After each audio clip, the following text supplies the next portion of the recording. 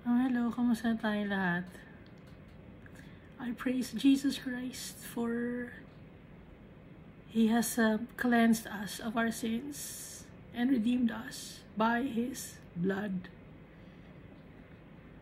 And I praise the Almighty Father for comforting us, for loving us, for keeping us safe every day, every hour of the day, the minute, every second.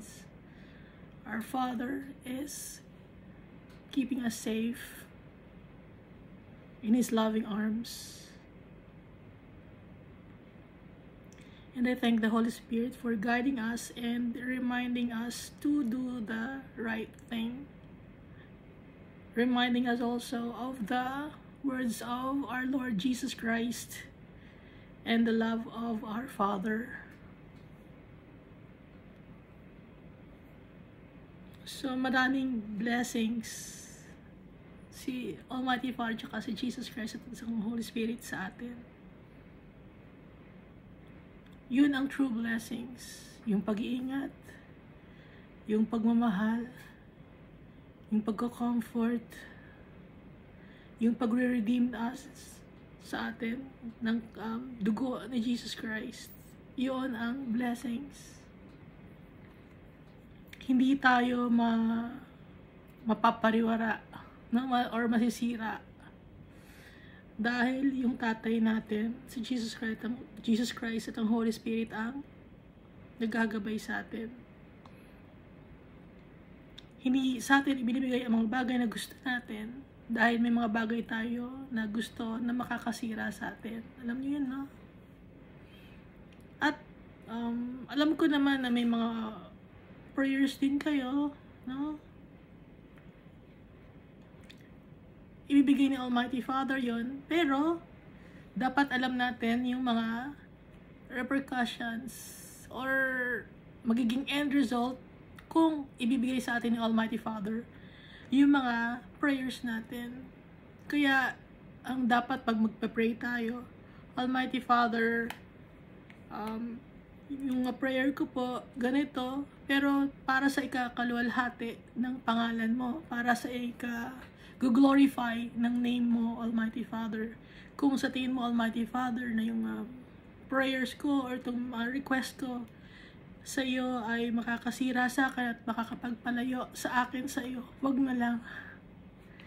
Dahil mas importante ka, Almighty Father, na higit sa lahat. Ganun dapat ang prayers natin. Kasi alam ko, aware naman ako, no, na lahat tayo, ng mga tao, gustong yumaman sa mundo na to, di ba? Gusto niya mabili mga pangarap niyo sa buhay, no? Dito sa mundo na to. May mga times ibibigay naman ni Almighty Father yon, pero dapat ready tayo dahil may kasama na test yon. Aware ba kayo doon? May kasamang test yon. Baka sabihin niyo, hindi ba pagtatagumpayan ko yun?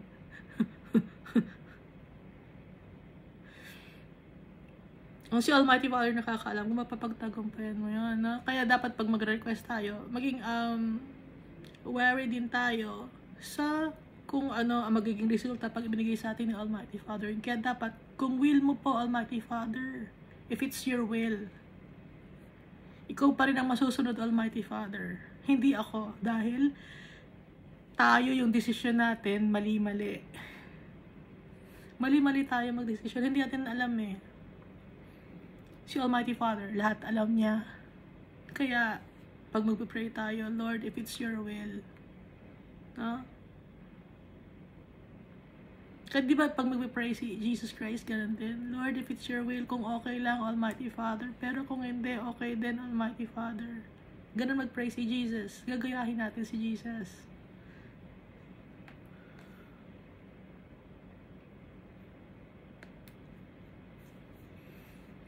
Lord, lahat po ng pinipray ko po, Lord, para sa ikapupuri ng pangalan mo, na hindi ako mapalayo sa'yo.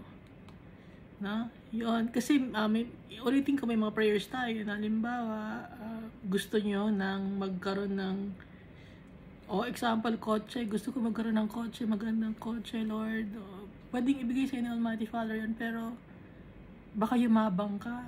Kung yumabang ka, mapalayo ka kay Almighty Father. O di nasira yung kaluluwa mo, mapupunta ka sa impyerno ngayon. Kaya dapat ang prayer, kung will mo po Almighty Father, kung hindi ako mapapalayo sa iyo. Gusto kong malapit lang ako sa iyo, Almighty Father.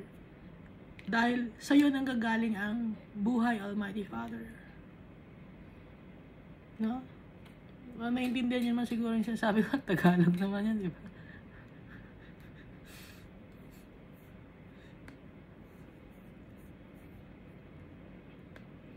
So last time, no, binasa natin was Isaiah chapter 26.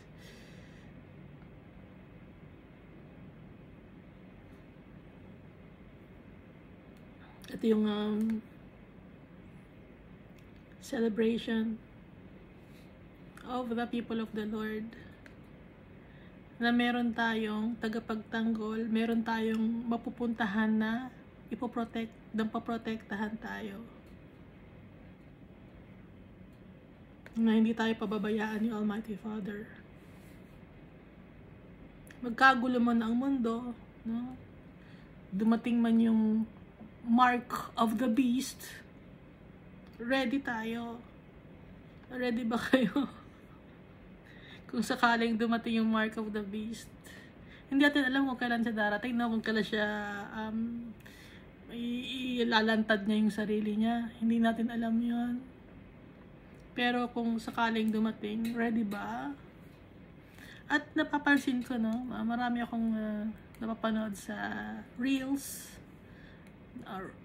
no, video na maikli lang tungkol sa pagdating ni Jesus Christ, kanyang second coming. Lahat ng mga beliefs, no, pansin ko, lahat din ng mga beliefs, alam nila na darating si Jesus Christ, kahit hindi sila Christians. Alam niyo ba yan? Yung isang religion, no, na identified kay Abraham, na ang anak ay si Ishmael, alam nila na darating si Jesus Christ. Although hindi nila kinikilala si Jesus Christ as Lord and Savior, pero alam nila darating si Jesus Christ. Lahat ng religion, alam nila yon, na darating si Jesus Christ.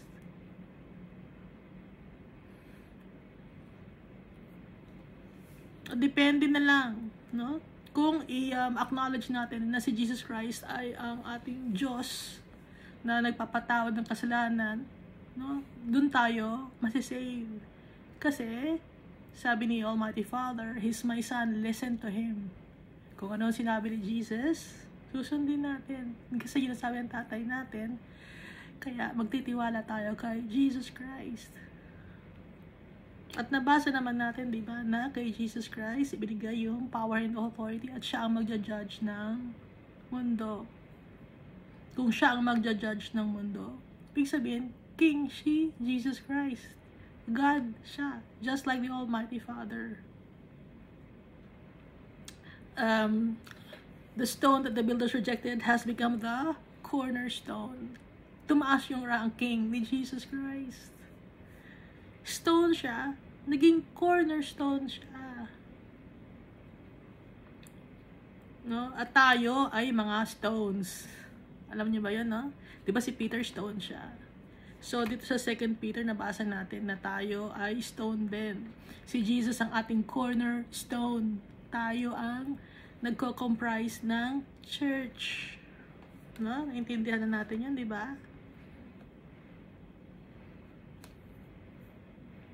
Hindi naman yun. Hindi. Hindi ko naman naiintindihan nyo yun, no?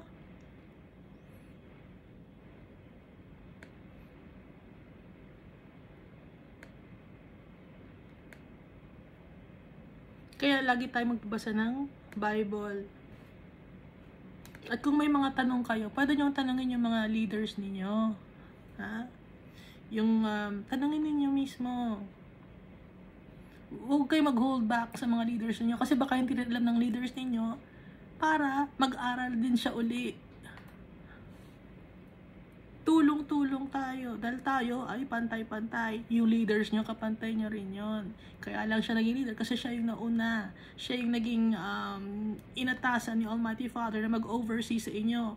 Siya ang inatasan na maging or binigyan ng authority na maging shepherd. Okay? Shepherd ninyo.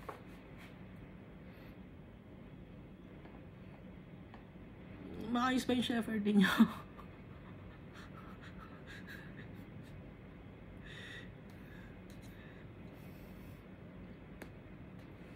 Kaya itanong niyo yung mga shepherd ninyo, yung mga nabubulol ako. Itanong niyo yung mga ano ninyo, yung mga leaders ninyo, ano ang isasagot nila. Kung walang may sagot, kung mali ang isagot, hindi nila marunong. No? Hindi sila marunong. Hindi sa kanila binibigay ni Almighty Father yung sagot. Kaya dapat itatanong niyo sa kanila. Ngayon, kung hindi niyo makita sa kanila yung sagot, mag-pray kayo, you read the Bible on your own. Kasi hindi tayo by group. Leader, ulitin ko, leader ko, ganda si leader ko eh. Hindi tayo by group.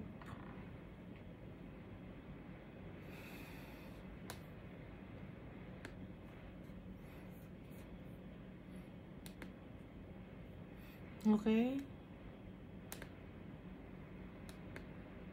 So, yung Father natin, paprotektahan niya tayo. Bakit niya tayo paprotektahan? Kasi nitiwala tayo kay Jesus Christ, yung pinadala niya na Redeemer natin, yung anak niya, kaisa-isang anak niya, the only begotten Son. Pinadala niya para sa atin. At si Jesus Christ ang nagpakilala sa atin kay Almighty Father. Kaya naging chief cornerstone, si Jesus Christ. At yung mga tao na hindi naniniwala kay Jesus Christ, kahit pasabihin nila na alam nila na dati si Jesus Christ as Lord and Savior, as the Judge of the world, kahit alam nila, kung hindi nila ina-acknowledge si Jesus Christ as Lord and Savior, the King of Kings and the Lord of Lords and God, hindi sila masisave. Kasi hindi sila nakikinig kay Almighty Father. Dahil anong sabi ng Almighty Father, babalikan na naman natin.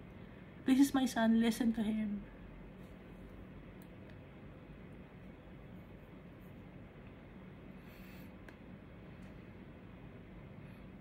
Ang laki ng sakripisyo na ginawa ni Jesus Christ. Napakasakit ng torture.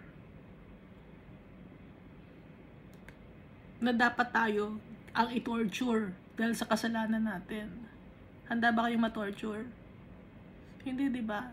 Si Jesus Christ, hindi rin siya handa. Pero dapat niyang pagdaanan yon. At inangkin niya yon.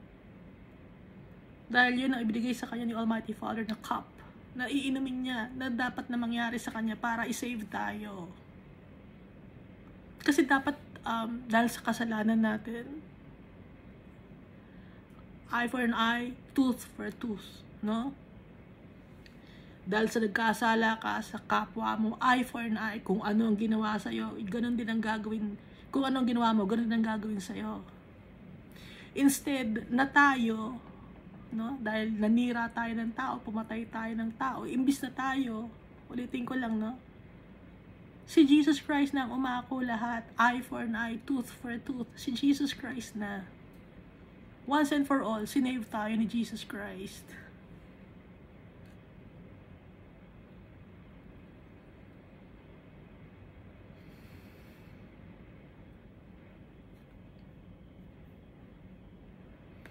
At nung ginawa ni Jesus Christ yun, tapos na. Hindi na natin kailangan pang ulitin na may mga kailangan pang magpapako ng mga tao. Dahil yung mga tao nagpapapako, makasalanan yon. Na si Jesus Christ wala siyang kasalanan pero pinako siya. Kaya bakit may nanggagaya kay Jesus? Kalokohan yung nanggagaya kay Jesus. Hindi nila magagaya si Jesus. Dahil yung mga tao nagpapapako, no? Sa amang lugar yun. Yung nagpipinitensya. After nila magpinitensya, giinuman sila. Pare, ang sakit nangyari sa akin, pinako ako. Nagiinuman. Paano pagtitiwalaan yung mga taong gano'n? Kaya hindi dapat yun, nagpipinitensya yung mga tao, no? Ginawa na ni Jesus Christ lahat. Ha? Ang gagawin na lang natin. Ano ang gagawin natin? have faith in Jesus Christ and the Almighty Father. Yun ang gagawin natin. Susundin natin yung sinasabi ni Jesus Christ. Ano yung sinabi ni Jesus Christ? Ulitin natin, denying yourself, take up your cross and follow me. Not literally na kunin natin yung cross, magpapako rin. Hindi. Every day may mga cross tayong dala-dala. Mga problema, mga trials natin. Araw-araw yun. I-deny natin yan ang sarili natin. Yung mga wants natin, yung mga needs natin, i-deny natin. At susundin natin si Jesus Christ. Dahil yung ways ni Jesus Christ, yun ang tama, yun ang upright, yun ang righteous.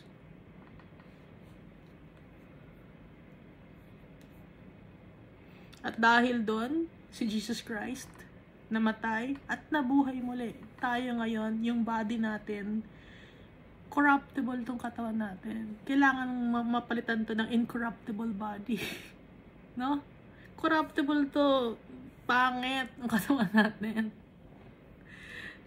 Papalitan ni Almighty Father to ng incorruptible. Hindi na masisira. Hindi na tayo tatanda. No? Si Jesus Christ, hindi siya tumatanda. Si Almighty Father, hindi siya tumatanda. Hindi na kailangang magpa-cryogenic pa. No? Or gumawa ng siyensya, ng pharmakia, ng sorcery, para lang humaba ang buhay ng tao. Nakikita niyo ba yung mga taong yung try nilang nagpapahaba sila ng buhay ng sarili nila? Nagamit ang siyensya or agam or science. Ang pangit. Sorry. Di ba nakakatakot? Hindi aminin na nakakatakot, no? Yung pinapabata mo yung sarili mo. Kung ano na lang ginawa mo para lang maging bata ka, para humaba ang buhay mo. Nakakatakot ang itsura. Huwag natin gayahin yun, ha? Nakakatakot na yun eh. Hindi na magandang tignan.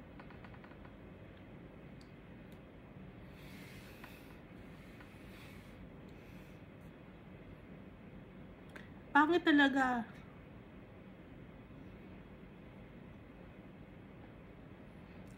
Sa ngayon, na habang dumadaan ng panahon, tumatanda tayo, nagkakasakit tayo, patanda tayo, no? Dahil nga sa kasalanan. Pero darating ang panahon, tatanggalin ang kasalanan, tatanggalin ang death. Ito na nga, oh. Ha? Basahin natin, ha? Dito sa... Di ba nakalagay dito, death has no sting. Oh death, where is your sting? No? Wala na yon. Nabasa natin, di ba?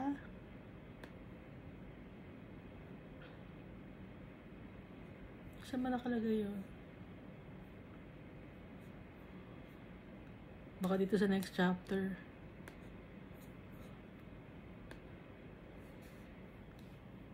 Basahin natin Isaiah chapter 27.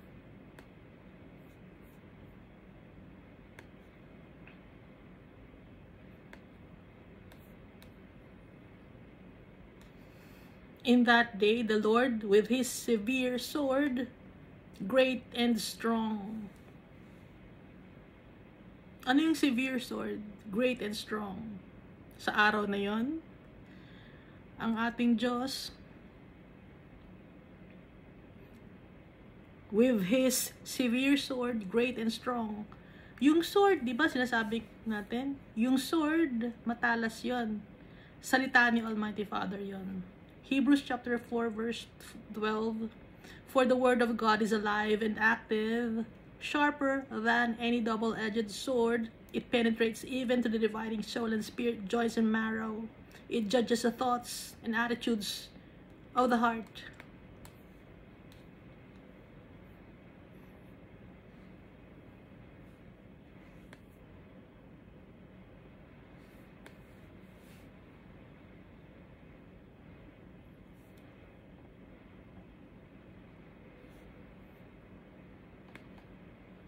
Kaya severe sword kasi kung magsalita si Almighty Father, powerful. great and strong. Tayo, we were created just by the Word of God. Di ba sa kanyang salita lang, na-create tayo. Out of nothing. Itong world na to, this world was created out of nothing. Just by the word of the Almighty Father. Powerful ang ating tatay. Will punish Leviathan, the fleeing serpent, Leviathan, that twisted serpent. Leviathan. Fleeing serpent, ahas. Leviathan, twisted serpent. Yung Leviathan, under the sea yun, na, ano siya, ahas, under the sea. Malaki. No?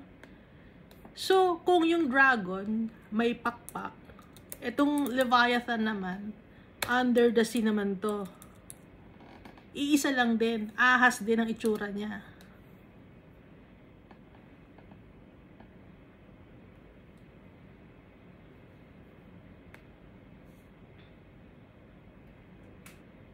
So, yung word na Leviathan,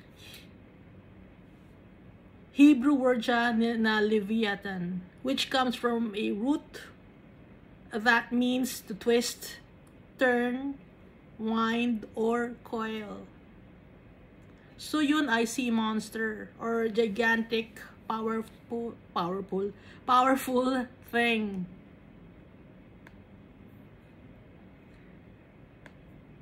Ang dragon, ganun din, no?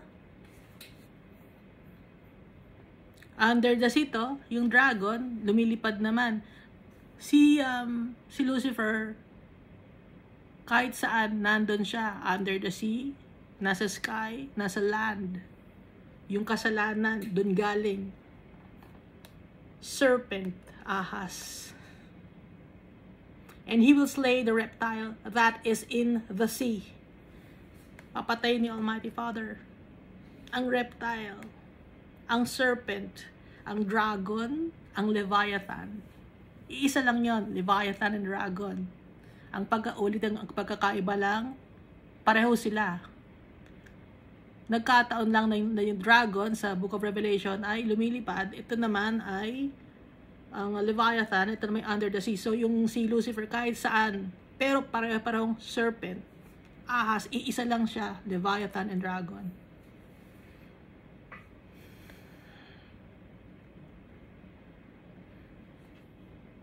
Kaya huwag nyo i-celebrate yung dragon. No, ang swerte ko, Year of the Dragon ako pinanganak. Ganun, diba? Lucky. Year of the Dragon ako pinanganak. Wag ganun, no? Yung pag sabong lucky ka, hindi. Pag Christian ka, hindi ka lucky, you're blessed. Walang luck, no? Kasi kaya walang luck. Anong nakalagay sa Bible? God purposed it to happen. Purposed it to happen. Sinadya ni Almighty Father. Walang bagay na luck or swerte. Sinasadya ni Almighty Father. Depende kung yun ay ina-allow ni Almighty Father yun, test yun kung itong anak ko ba na to, pag binigay ko to, mas magiging malapit kaya siya sa akin or lalayo siya sa akin. Alam ni Almighty Father ang result nun, ang tao hindi niya alam. So pag napalayo ang tao, marirealize niya ngayon, kasalanan ko, lalapit ako kay Almighty Father. So, kaya napupuri ang pangalan ni Almighty Father for to glorify the name of the Almighty Father. No? In that day, sing to her a vineyard of choice or vineyard of red wine. Sa araw na yon, kakantahan siya.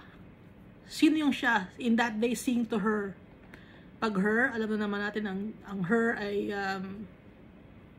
group of people or nation, kaya her. Bibigyan siya ng kanta. A vineyard of red wine or choice vineyard. I, the Lord, keep it. I water it every moment, lest any hurt it. I keep it night and day. Sabi ni Almighty Father, ako ang nag-nurture sa mga tao, sa mga anak ko. Ako ang nagdidilig. I water it every moment. Binibigyan ko ng blessings, abundance. Lest any hurt it, I keep it night and day. Ako ang nagproprotekta. Dahil baka may masaktan sila. Ayokong masaktan sila. Ayokong manakit sa kanila. I keep it night and day. Gabi at umaga. Iniingatan ko. Sabi ni Almighty Father. Fear is not in me. Wala sa akin ang galit sa mga anak ko. Kasi, kaya wala sa kanyang galit dahil tayo ay nasa sa kanya na nakahingi na tayo ng kapatawaran, no? Who would set briars and thorns against me in battle? Sino ba ang makikipaglaban sa akin? Sabi ni Almighty Father. I would go through them. I would burn them together. Kung sino man ang magiging against sa akin, sa war or sa battle, susunugin ko sila. Sama-sama ko silang susunugin. Or let him take hold of my strength. O kung sino man yung kukunin ng kalakasan ko, that he may make peace with me and he shall make peace with me. So, natatanggal yung galit ni Almighty Father. Kung i-accept natin siya, tatanggapin natin siya, i-acknowledge natin siya, pipiliin natin yung tatay natin, nawawala yung galit niya. Makikipag-ayos tayo kay Almighty Father. Kaya wala siyang galit sa atin. Those who come, he shall cause to take root in Jacob. Israel shall blossom and bud, and fill the face of the world with fruit. Kung sino man yung maniniwala kay Almighty Father, yung pipiliin si Almighty Father, i-choose si Almighty Father, ita-trust si Almighty Father, yung mga tao na yun, they shall blossom and bud. Abundance, everlasting life, inheritance, our inheritance, and fill the face of the world with fruit. Magiging magpo-flourish, no? Ano yung magpo-flourish? Yung life natin, eternal life. Hindi na tayo mamatay. Kasi yung mga taong nasa eternal damnation sa Hades, ulitin ko, yung may second death doon, no? Yung soul ng tao doon, wala nang hope.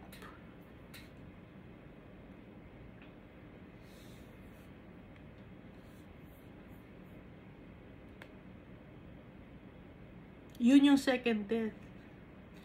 Buhay yung soul, nakakaramdam ng init, ng pain, ng burns, makakaramdam yung soul.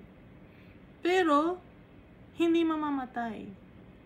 Nandun pa rin yung makikita niya yung sarili niyang nasusunog, pero hindi na nararamdaman niyang nasusunog siya, pero hindi naman siya namamatay.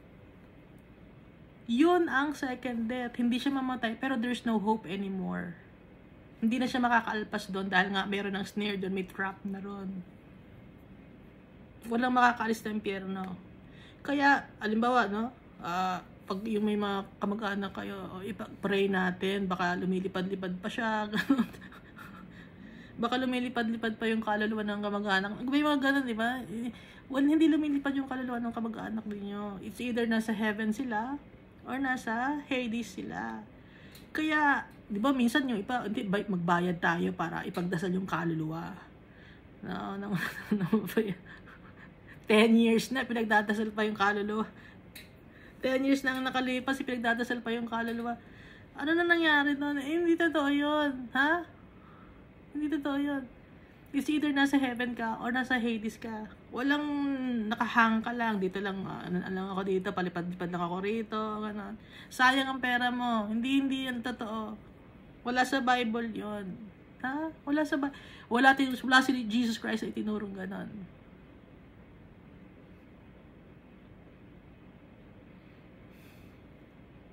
Ang tinuro ni Jesus Christ, yung poor, saka yung rich man, o nandun na agad sa Hades yung rich man, ano? Kasi hindi siya i-share ng blessings niya, masyado siyang sakim, ganid, no? Tapos yung poor man, si Lazarus na a vulnerable, low moral, mapagkumbaba, nandun kasama ni Almighty Father. Kaya walang nakahang, no? Na kaluluwang lumilipad-lipad. Wala.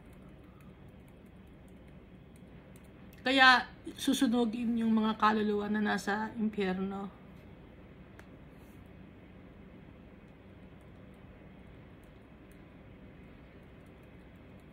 Sabay-sabay din yun. Yung mga tao, sabay-sabay ang inheritance na ibigay sa atin, di ba? Sabi kay Daniel, mag-rest ka muna. And then, antayin mo yung mga brothers and sisters mo. Tapos yung judgment day. Kaya yung mga nandun sa Hades, inaantay rin nila. Nag-aantay din. Yung mga nasa Hades, ng judgment day. At yung inaantay nila, mas nakakatakot.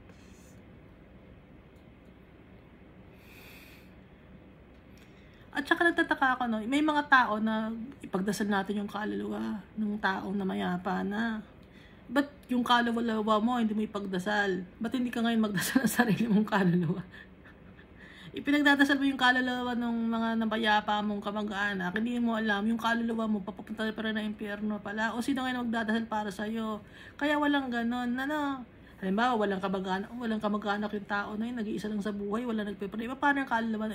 Kaya hindi totoo yun na ipag-pray natin na para mapunta ng langit. No? 20 years na pinagpe-pray pa rin. Ano ba yun? Hindi gano'n na. Dire-diretso agad yun. Shoot agad yun. Heaven or hell. Kaya hanggat nandito pa tayo, may chance tayo. Huwag tayong magturo ng mali, no? Kasi kawawa yung mga taong hindi alam yun. Kasi isipin na hindi, pag nagkaroon ako ng kasalanan, may chance naman ako eh. Halimbawa, hindi ako nakahingi ng tawad, mayroong magiging limbo yung yung kaluluwa ko. Walang ganon. Kaya maraming mga tao ang hindi alam yun, napunta sa impyerno kasi akala na nakalimburak sila, no?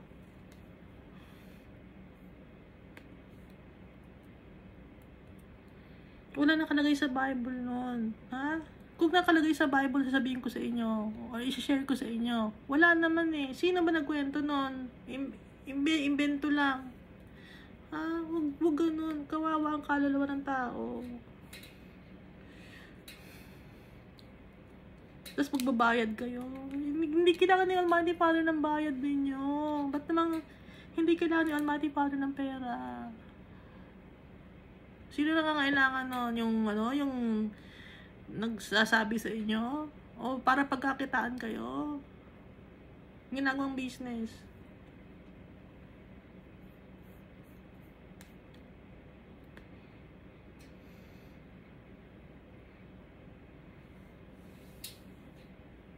Merong mga Christian na ganon. Ha? Kahit Christian na, hindi pa rin nila matanggal yung ganong ugali. Hindi, tinanggap ko na si Jesus. Pero, may mga bagay pa rin silang pinangahawakan sa mundo na to. Kung ganon lang din, ikaw, sinasabi mo na Christian ka, pero may pinanghahawakan ka pa rin sa mundo na to, na may dragon ka pa rin sa bahay mo, naniniwala ka pa rin sa swerte, ganon, sa luck, sa maglagay tayo ng ganyang, pampaswerte, New Year. Kung ganon din lang, hindi ka pala naniniwala kay Almighty Father. Para saan pa yung sinasabi mo na tinanggap mo si Jesus? Kalokohan lang, nilaloko mo lang sarili mo. Hindi mo mamaloko si Almighty Father, hindi mo malaloko si Jesus.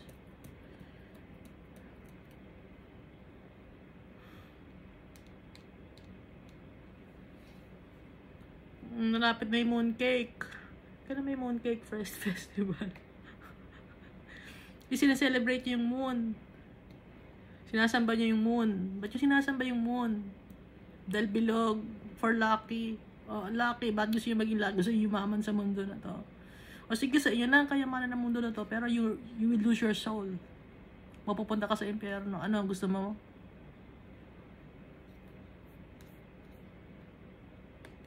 Yaman ka nga dito sa mundo na to. Ilang years bang maitatagal mo sa mundo na to? Ilang years pa? 20 years? 30 years? Yayaman ka. Pero after 30 years, kukuha ka na ng impyerno.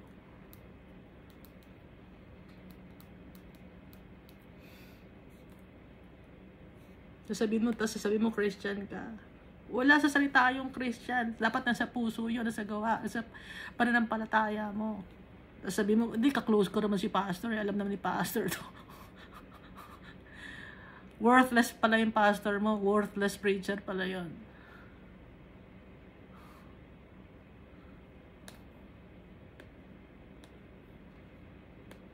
Hindi nakikipaglaro si Almighty Father sa atin. Seryoso si Almighty Father. It's either you're hot or you're cold. Pag cold ka, isusuka ka. Pag hot ka, isusuka ka din. Diba nakalagay yon sa Book of Revelation? Bilang isang Christian yon.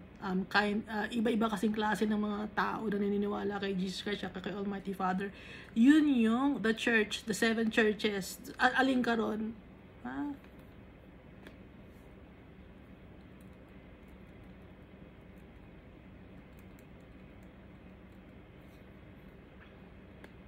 Kaya nga, let's make peace with our Father, and He shall make peace with me.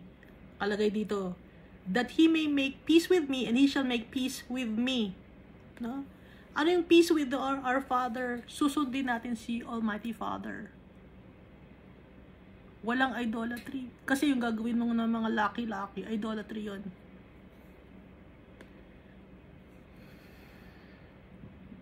You don't fully trust the Lord.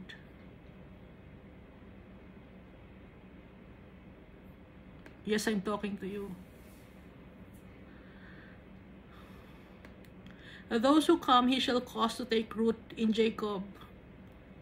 Israel shall blossom and bud and fill the face of the world with fruit.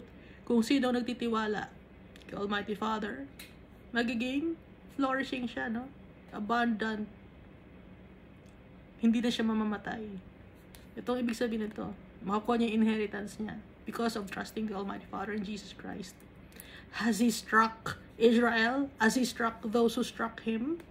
Ibig sabihin ito, sinaktan ba ni Almighty Father yung Israel gaya ng mga nanakit kay Israel? Hindi. Anong ginawa ni Almighty Father? Prinotektahan niya yung Israel. Hindi niya sinaktan. Israel symbolizes us. Kasi ulitin ko naman, figures of speech to. No? Personification. At ang meaning ng Israel ay a man who struggled with God and prevailed. No? So tayo to. Sinaktan ba tayo ni Almighty Father? Gaya ng pananakit ni Almighty Father doon sa mga nanakit sa atin. Hindi gagawin ni Almighty Father dahil alaga niya tayo, mahal niya tayo. Alam niya, nagtitiwala tayo sa Kanya. Alam natin, tatay natin siya at anak na tayo niyang tatay natin, si Almighty Father. Kaya iingatan niya tayo. Or has He been slain according to the slaughter of those who were slain by Him?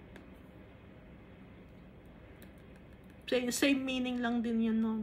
Sinaktan, o or has He been slain? Na pinatay ba siya according, naayon doon sa mga pumatay, sa mga nanakit sa Kanya, kay Almighty Father? Hindi, no? In measure, by sending it away,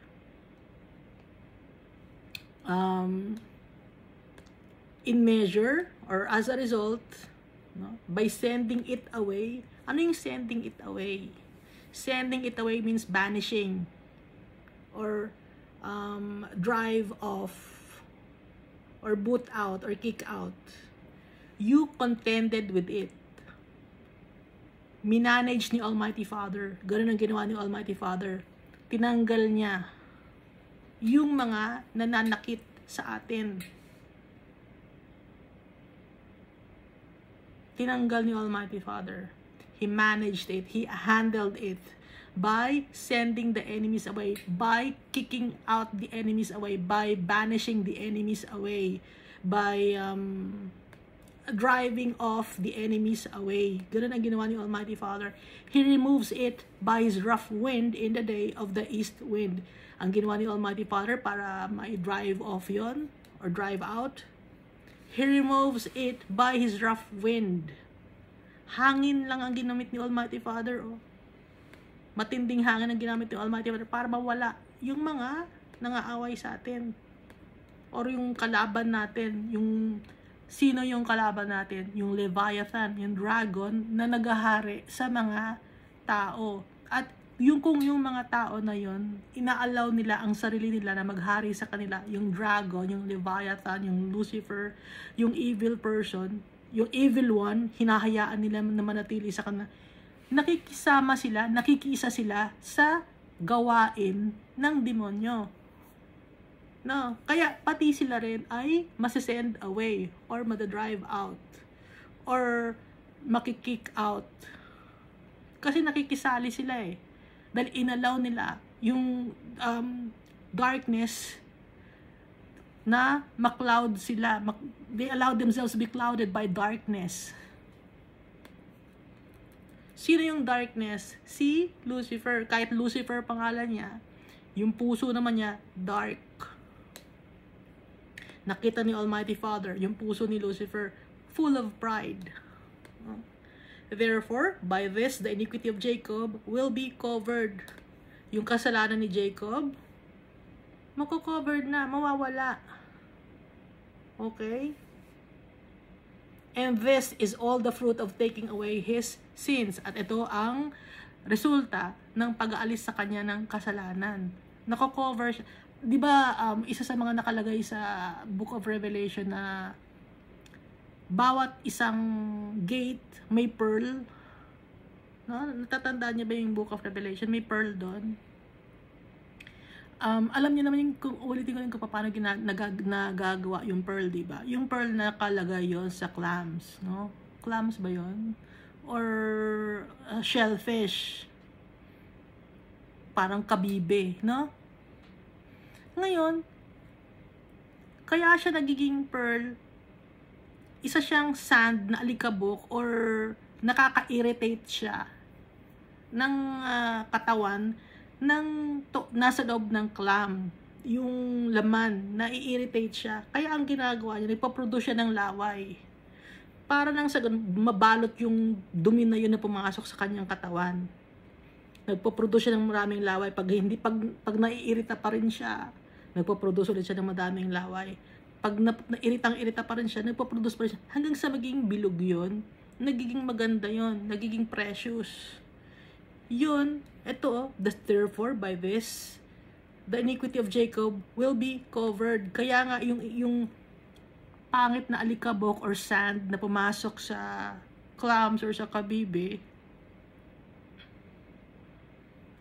no? Nagiging maganda yon kasi nako-covered yon. Gaya nito, iniquity of Jacob will be covered. And this is all the fruit of taking away his sin, when he makes all the stones of the altar like chalk stones that are beaten to dust. At dahil sa pagtinanggal sa kanya yung kasalanan niya, sa tao, pag tinanggal sa kanya yung kasalanan niya, ano mangyayari? When he makes all the stones of the altar like chalk stones that are beaten to dust, wooden images and incense altars shall not stand. Magiging powerful tayo. Ha?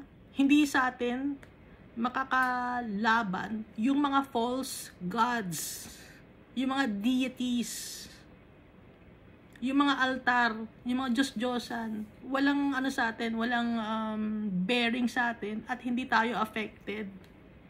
Kasi nga, tinanggal na sa atin ang kasalanan. Yun ang fruit nun ng pagtanggal sa atin ng kasalanan. Hindi na tayo affected ng mga false deities. Hindi natin sasambahin. Wala tayong pakialam sa mga false deities na to. Dudurugin natin dahil yung false deities na yon, mga Diyos-Diyosan yon, false gods yon. na ipinakalat ni Satan ng Leviathan or ng dragon para mailayo ang mga tao kay Almighty Father. Yet the fortified city will be desolate. Fortified city means strong city. It will be desolate. Yung strong city, magiging barren. It will be destroyed. The habitation forsaken and left like a wilderness. Magiging mawawala ng tao. No? Strong nation, mawawala sila. Yung akala nilang strong sila, mawawala sila. Ano ang mangyayari ngayon dito sa mundo? Pag dilinis ni Almighty Father, kasi magiging lilinisin ni Almighty Father, tatanggalin niya lahat ng kasalanan, tatanggalin niya yung death, tatanggalin niya yung mga tao na sumunod sa dragon, yung mga may mga mark of the beast. There, ano mangyari? There the calf will feed, and there it will lie down and consume its branches. Ano mangyari? Yung calf ang titira ngayon, ang kakain sa mga nakatanim at magpapahinga sa desolate city or sa mundo. Ano ba yung calf? Calf, ayun ay young ox. Calf ay symbolizes, yung ox, di ba, symbolizes perseverance, persistency. At yung calf din, young ox siya. So, it's innocence, humbleness, unassuming. Yun ang mga maninirahan dito sa mundo. Pag nawala na yung mga taong ayaw kay Almighty Father, or they denied the Almighty Father, or rejected the Almighty Father, or those people who don't want to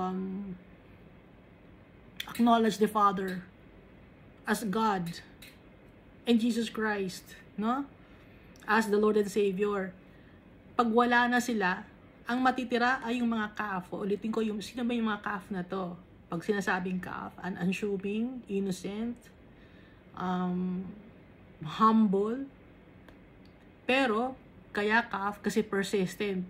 Ganon tayo na mga followers of Christ. Persistent tayo, masipag, no? Masipag sa paggawa ng righteousness, hindi nagpapatalo. Ganon ang ugali ng ox eh. Pero ito, calf. So, young ox to. May innocence, humble, and unassuming. No? So, tayo ay humble dapat para makatira tayo sa bahay ng tatay natin, sa lupain na i-prepare ni Almighty Father para sa kanyang mga anak.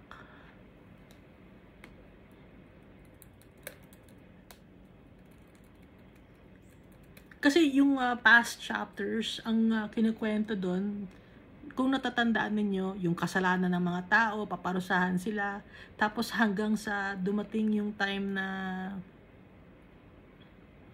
yung itinapo na sa impyerno, yung mga tao. Tapos ito na ngayon, itong chapter na to, it's parang dawning of a new day for the followers of Christ. Tatanggalin yung mga luma. Everything will be made new. When its boughs are withered and they will be broken off, the women come and set them on fire, for it is a people of no understanding. Kung yung mga boughs or yung mga tanim ay natuyo, yon ay sisirain, tatanggalin. The women come and set them on fire. Sino tong mga women na dumating at sinunog yon? Hindi to mga babae. Di ba ang nation or yung country or group of people, pag magkakasama sila, women ang tawag sa kanila or daughters, no? Sisirain ngayon nila ang mundo. Yung mga women, yung people of all nations. Di ba yung Babylon, babae siya? So, itong women na to, madami to na mga tao na makasalanan. O baka sabihin yung mga babae bang makasalanan? Hindi. Pareho. No? Both gender. Pero, ang pagkakasabi lang dito sa Bible ay women kasi nga, it pertains to nations. Come and set them on fire, for it is a people of no understanding. Hindi nakakaintindi. Yung mga nations, different nations, hindi sila nakakaintindi. Therefore, he who made them will not have mercy on them. Ngayon, kung sino man ang gumawa sa kanila, ay hindi sa kanila magkakaroon ng awa. And he who formed them will show them no favor. Sino yung gumawa sa mga nations, sa mga tao? Sa mga tao na naninira? Si Almighty Father, kasi lahat tayo, we were created by God. Pero, there are people who,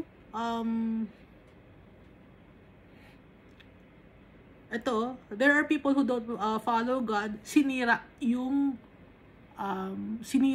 ordinance, sinira yung law, yung mga nation, sinira nila. Therefore, he who made them will not have mercy on them. Hindi sila kakawaan ni Almighty Father.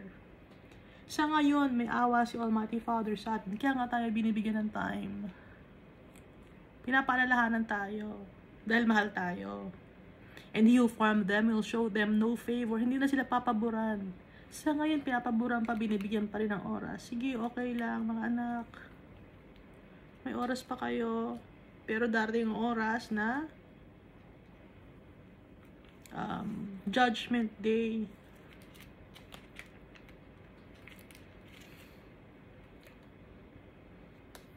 And it shall come to pass in that day that the Lord will thresh. Ano ibig sabihin ng thresh? Yung meaning ng thresh, yung oras na yon, si Almighty Father, isi-separate niya yung wheat from the weeds. Mag-glean siya, or i-gather na niya yung mga pananim.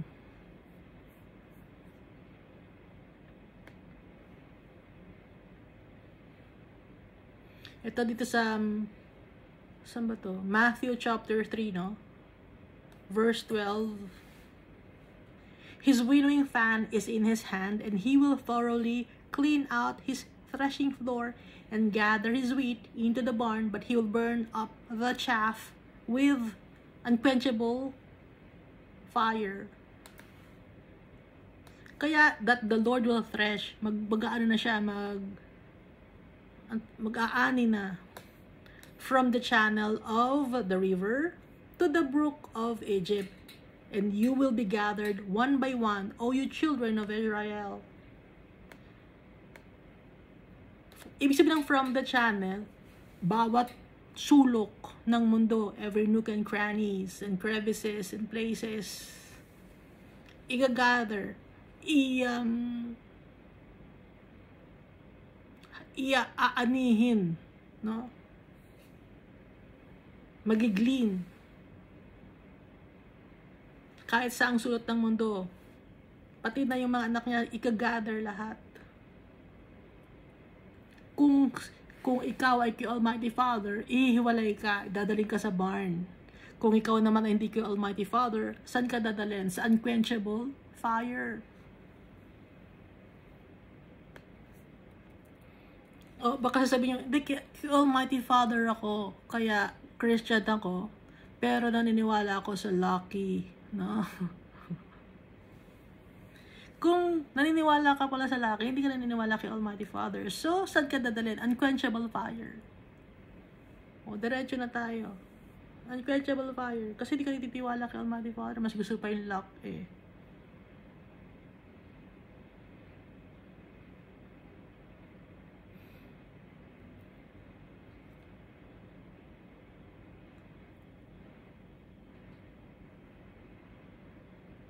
Kailangan kong sabihin, no? Nasasaktan din ako, ha? Nasasaktan din ako na alam ko, nasasaktan kayo. Nasasaktan din ako. Pero kailangan kong sabihin, no?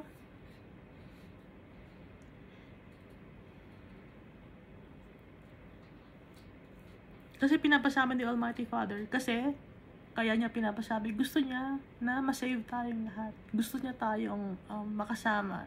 Gusto niyang isave yung souls natin. Kaya sinasabi ko, dahil hindi ko salita to, sino ba ako? King Almighty Father to. Sumusunod lang ako. Kaya kung mainis kayo sa akin, it's fine. It's okay with me. No? At matutuwa ako pag magagalit kayo kasi ipapersecute niyo ba ako? Natutuwa ako dahil lalo kayo bless ni Almighty Father. Blessed are those who persecute you for my name's sake. Nakalagay, persecute for my name's sake. Kasi ang dala-dala natin na pangalan ni Almighty Father. Yun ang kanyang pinapasabi. Yun ang sinasabi niya na magtiwala sa kanya mga tao. Huwag sa kung saan-saan o kung kanino. I-focus natin yung eyes natin kay Jesus Christ, kay Almighty Father sa Holy Spirit.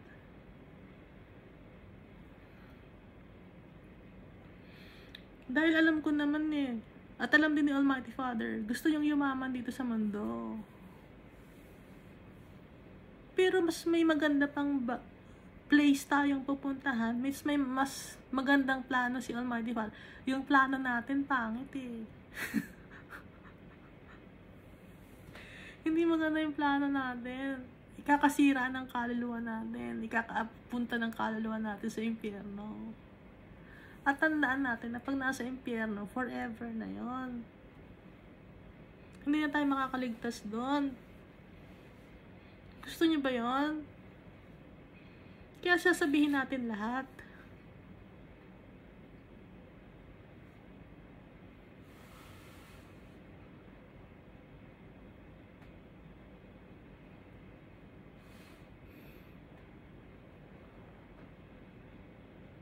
Bakit hindi sinasabi ng pastor ninyo o ng preacher ninyo?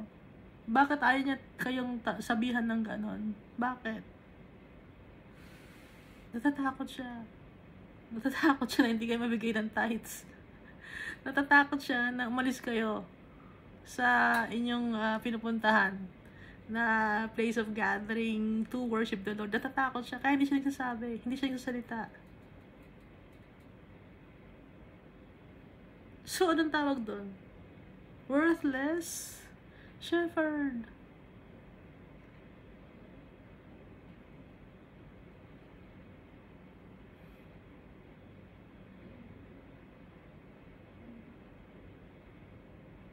Kasi marami kayong members na mayayaman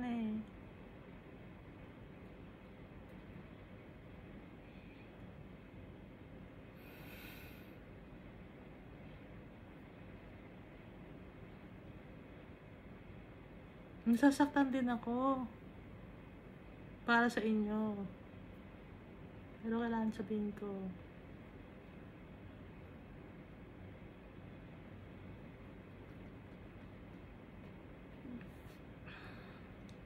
Masusundin ko si Almighty Father.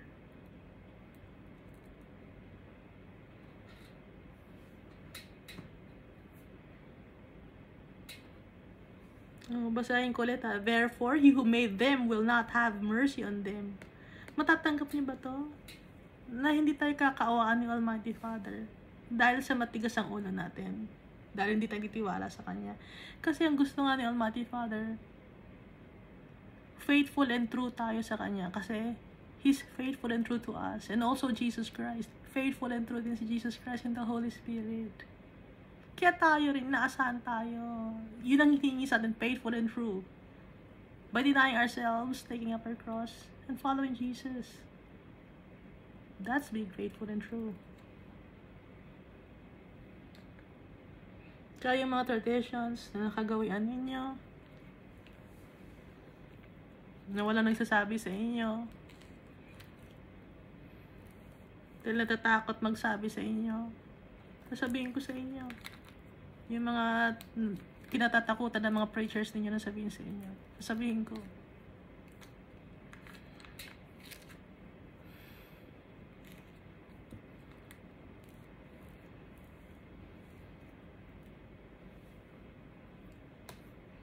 and he who formed them will show them no favor.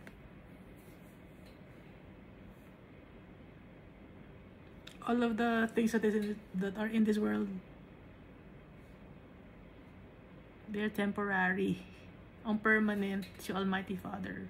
Darating ang time, tatanggalin na niya yung veil. Di ba hindi natin makita? Matatanggal na yung veil. Tatanggalin ni Almighty Father yun. Unti-unti na nga tinatanggal ni Almighty Father yung veil. But there are still people who cannot see because they're being blinded by this world still. Their priority is this world still. And it shall come to pass that in that day that the Lord will thresh from the channel of the river to the brook of Egypt. So lahat ng inuulit ko, no? Buong place to. Kahit sa ang sulok ng mundo, makikita tayo ni Almighty Father. Walang tago. Hanggang ngayon, wala siyang magtatago tayo. Wala.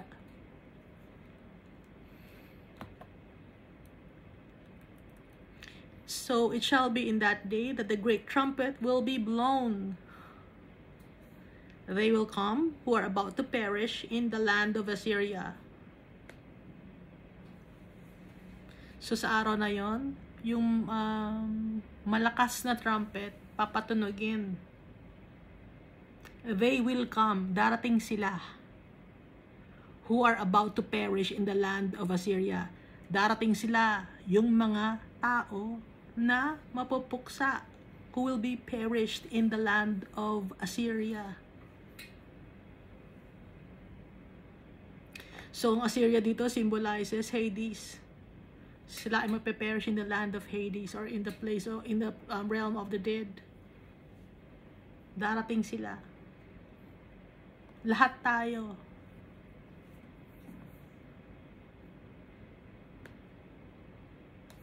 And they who are outcasts in the land of Egypt and shall worship the Lord in the holy mount at Jerusalem. So, dalawang klase ng tao.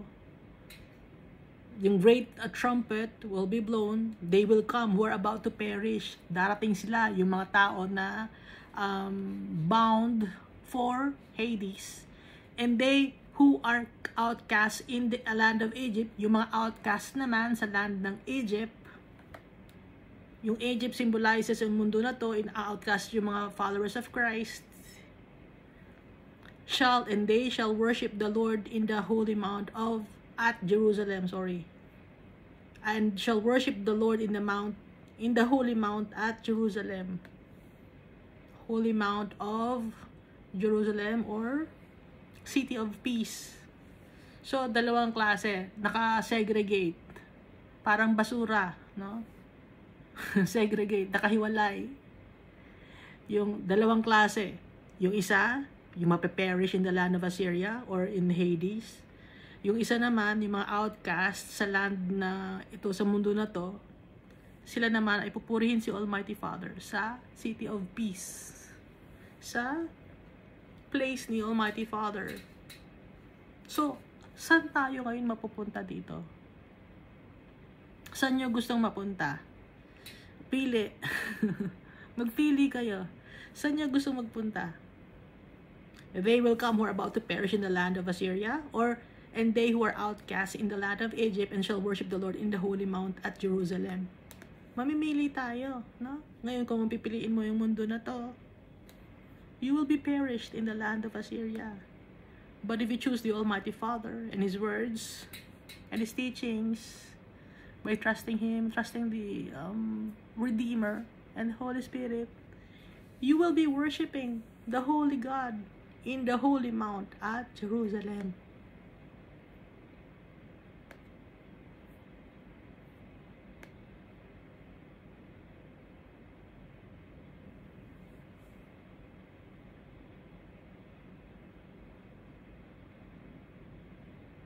So, prophecy to, di ba? Yung mangyayari. Na kahit na sa Old Testament si Isaiah, babasahin natin. Ngayon, basahin naman natin sa New Testament, no? 1 Thessalonians chapter 4. verse 15 up to 18.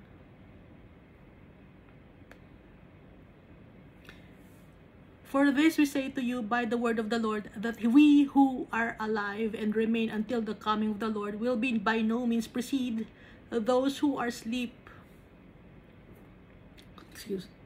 For the Lord himself will descend from heaven with a shout, with the voice of an archangel, and with the trumpet of God, and the dead in Christ will rise first.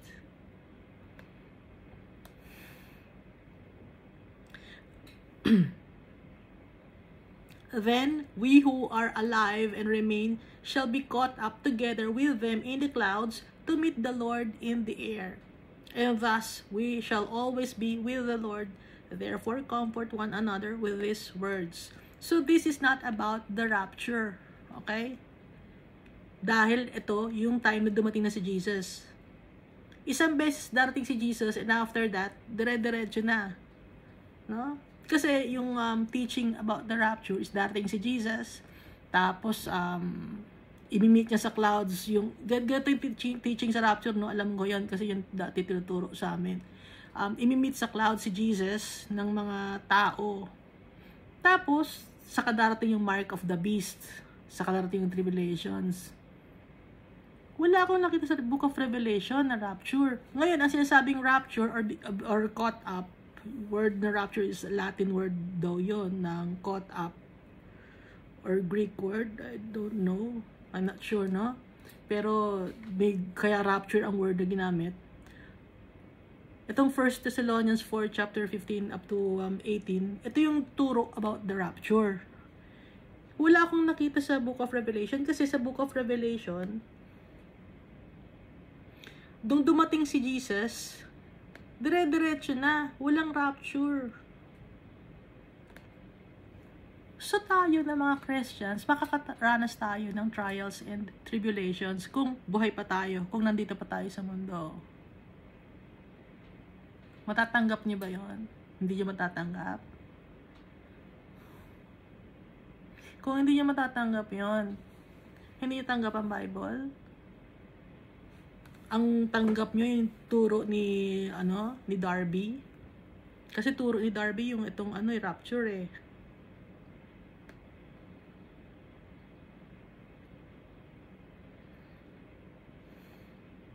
Dito sa Revelation chapter 19, basahin natin. Now I saw heaven opened, and behold a white horse, and he who sat on him was called Faithful and True, and in righteousness he judges and makes war. His eyes were like a flame of fire, and on his head were many crowns. He had a name written that no one knew except himself.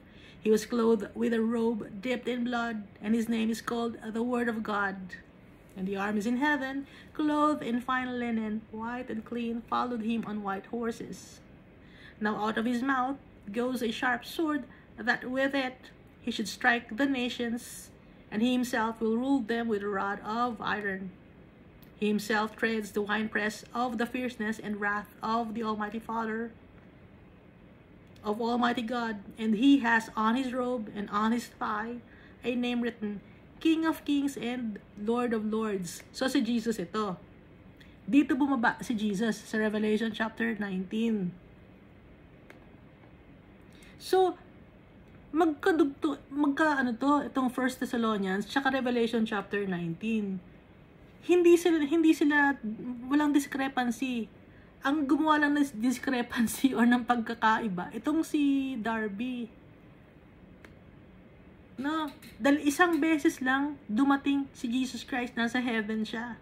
Isang beses lang to ng kanyang second coming, dire-diretso na. Hindi darating si Jesus Christ, tapos nako-caught up yung mga tao na rapture, tapos magkakaroon na ngayon ng tribulation. Walang pat lang yon, walang space yon. Kung makikita ninyo sa Revelation chapter, diretso. Pagdating ni Jesus, diretso na.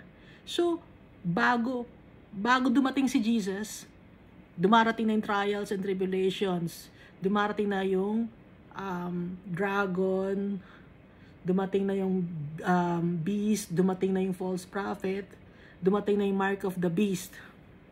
Saka darating si Jesus Christ. Okay? Kasi dito, ito yung words. Hindi lang, ang kinukuha nyo lang kasi, isang chapter, or isang verse, or dalawang verse. Basahin ninyo kasi, dire-diretso. No.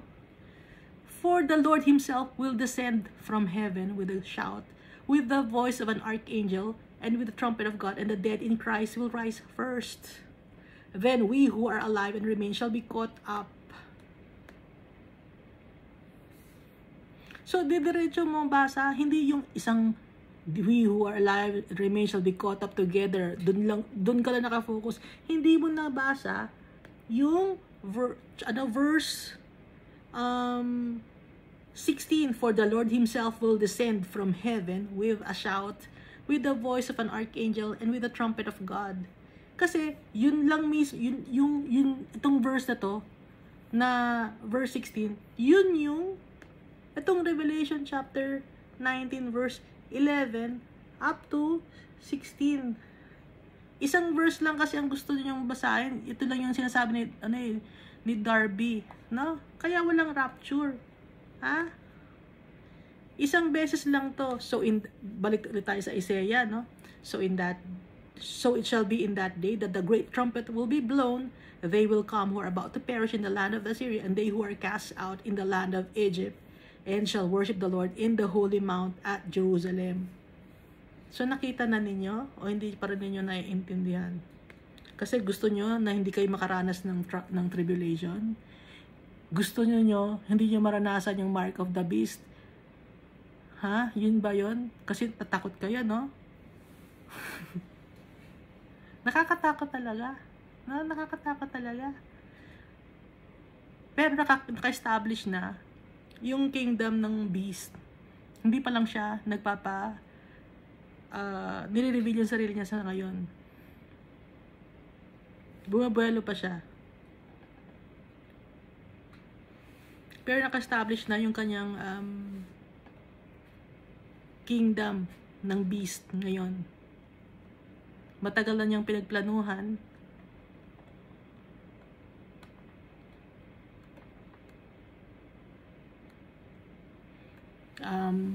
Matagal ng kasi tao rin siya, no? Tao yung beast Kaya lang siya sinasabi na beast kasi yung ugali niya, ugaling hayop. Hindi siya tao. Pag ang hayop kasi, ang instinct lang ng hayop, kumain, no? Magwasak. Yun lang ang instinct ng hayop. Kaya siya tinawag na beast. Ang ugali niya, greediness at mag-wreak ng havoc or magwasak. Yun lang ang instinct niya. Yun lang ang ugali niya. Tao siya. Pero ugaling hayop ng instinct ay mangwasak at greediness. Nasa kanya yung power lahat, sa kanya yung kayamanan lahat. Yun ang kaya siya tinatawag na the beast.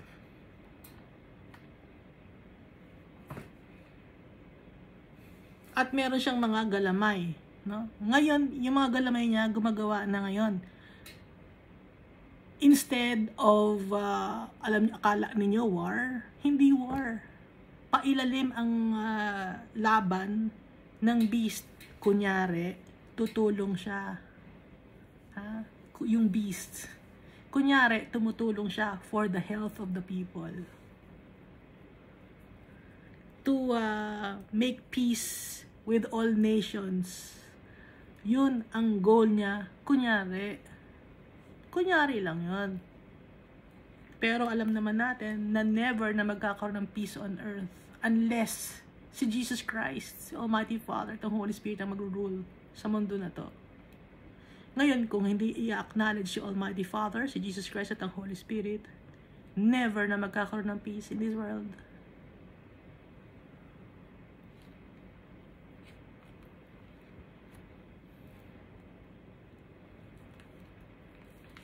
At ang gusto ng beast na yon, puros material things, earthly things.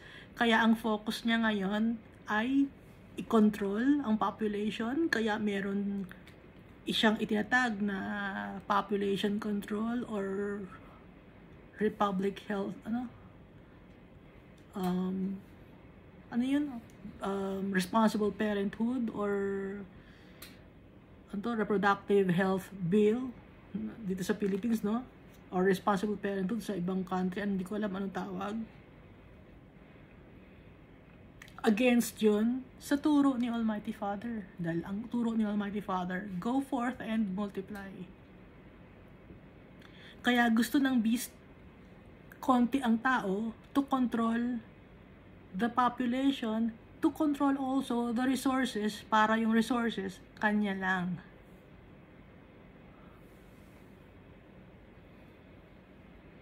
At kunyari, i-injectionan yung mga anak ninyo, ha? O, ano nangyari sa anak ninyo ngayon? Nag-iba ng gender.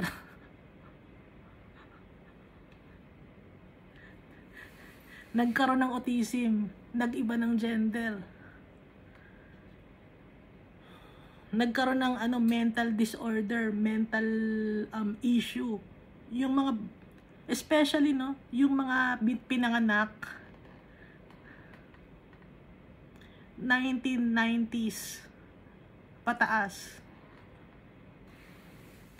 Wild ang mga bata from 1990s pataas na pinanganak. I'm not sure kung mga 1980s wild yung mga pinanganak ng tao na yun, pero yung mga 1990s pataas, doon sumabog yung population ng mga tao na merong autism.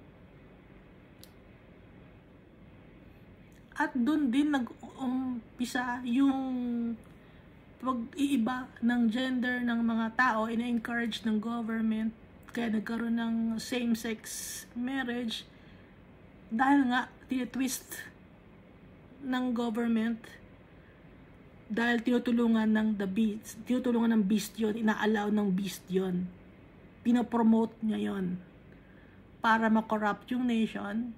Kumonti lang ang population. Naintindihan niyo? Para kumonti ang population, kailangan men to men, women to women, para hindi dumami ang population. Kailangan magkaroon ng mga bata ng mga autism para hindi sila makapag-asawa, control the population. So, ngayon, nung in-injection na yung mga bata,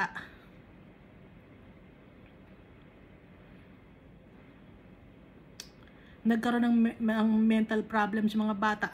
Anong in-inject sa mga bata? Hindi niyo alam kung anong nakalagay sa injection. At kailangan na pag mag-aaral yung bata, kailangan meron daw booklet na nakapag-inject, kasi hindi pwedeng walang booklet, dahil kung hindi raw galing sa, kung wala raw inject yung bata, baka makapanghawa daw ng sakit. Wala naman sakit yung bata. Inuunahan. Pinapangunahan yung gawa ni Almighty Father. Walang tiwala kay Almighty Father, walang tiwala kay Jesus Christ, walang tiwala sa Holy Spirit. So, pag ganun, sino yon? Demonic. So, naka-establish na ngayon. Okay? 1990s. At kung napapansin niyo yung mga bata ngayon, ibang klase, iba na sila. Baka ng time ko, iba na rin kami nun. Pero yung mga simula nung 1990s pataas dumami, nagtaka ako ba't ganon? Tapos nakikita ko rin, may marami rin, hindi lang naman akong nag-iisip, no? Marami rin. Hindi lang makapagsalita yung mga tao. Bakit? They can't go against the people, those people. Why? Because they are powerful.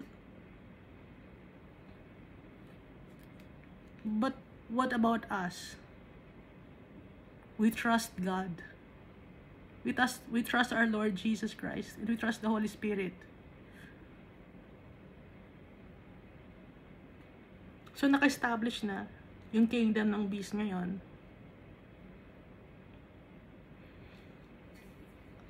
Inalaw ni Almighty Father. Dahil matitigas ang ulo natin, hinayaan niya. Dahil yun din ang way para mag-glorify si Jesus Christ at saka si Almighty Father. At nang sa ganon, pagdating ni Jesus Christ, maihiwalay na yung mga wheat sa weeds na matagal nang iniintay ng mga followers of Christ. Matagal nang nag-iintay din ang mga souls in heaven for the avenge of God to those who killed those people, those who trusted the Lord. Bibigyan ni Almighty Father lahat ng justice, ang mga anak niya. Tayo rin, bibigyan tayo ng justice ni Almighty Father. We just have to trust Him.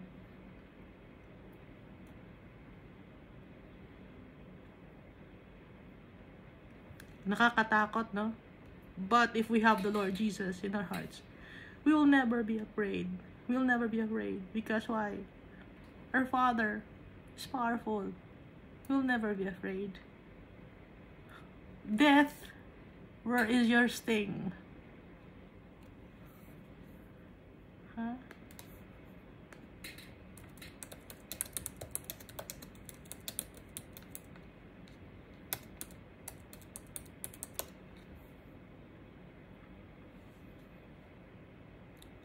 Dito to, no, sa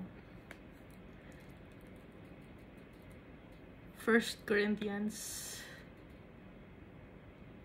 15, 57 up 55 up to 57.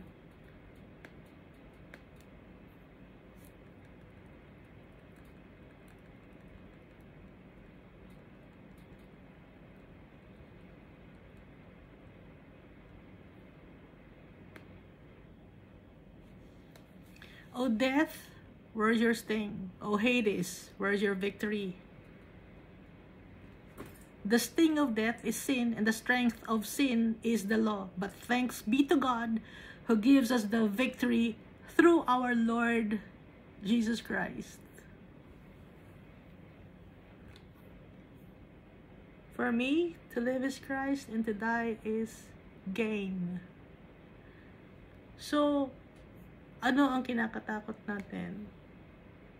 Matatakot ba tayo? Kaya nagturo si Darby ng rapture. Takot siya, no? At yung mga naniniwala sa rapture, takot din sila sa mark of the beast. Kasi mahirap yon. Pero hindi tayo matatakot dahil kasama natin si Jesus Christ.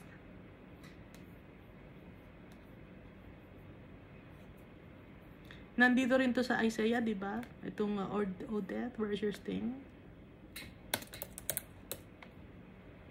Nabasa natin, di ba?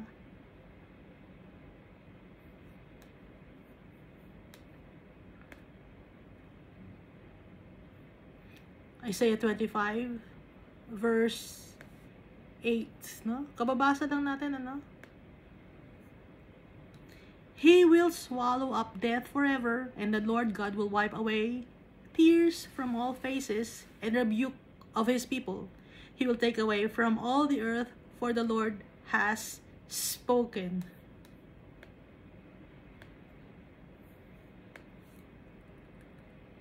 Meron din ito sa 26:19.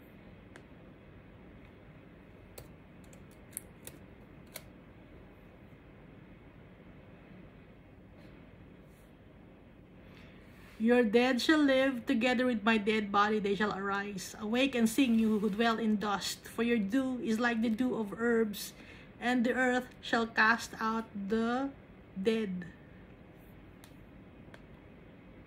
Kasi, tuwing nagbabasa tayo ng Bible, hindi maiwasan na pag-usapan yung tungkol sa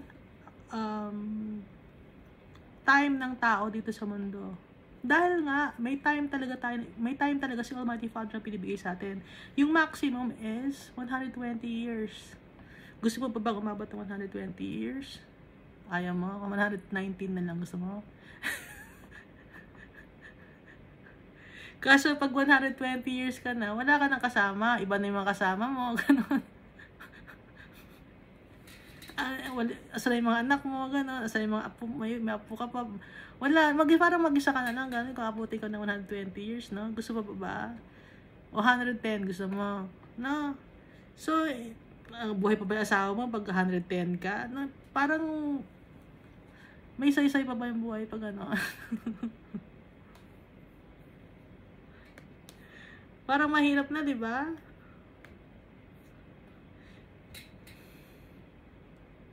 Kaya tayo, tinatanggalan ni Almighty Father ng takot. Kaya, pinadala niya si Jesus Christ. Para hindi na tayo matakot na si Jesus Christ, He was tortured, He was brutally punished, even though He didn't commit any sin, si Jesus Christ. And then He was killed, crucified on the cross. But He resurrected. And He's alive. And He's with the Father right now. Kaya tayo, tinatanggalan tayo ng takot ni Almighty Father. Pinakita niya sa anak niya. Anak, ganito ang gawin mo. Masasaktan ka, anak. Sige, pakita mo sa mga kapatid mo. Inalaw ni Almighty Father, it's for us, dahil mahal niya tayo. Si Jesus, pumayag siya, because mahal na tayo.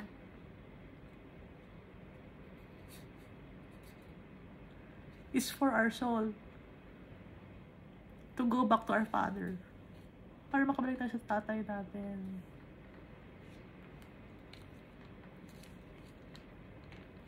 Yun ang purpose. To go back to our Father. Dahil mahal niya tayo.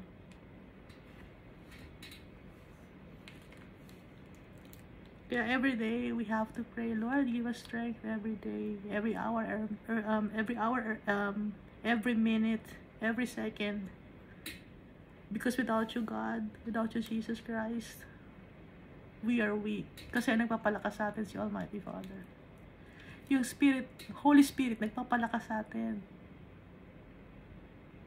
Kaya dapat mag-pray tayo para nasa sa atin ang Holy Spirit, si Almighty Father, tsaka si Jesus Christ.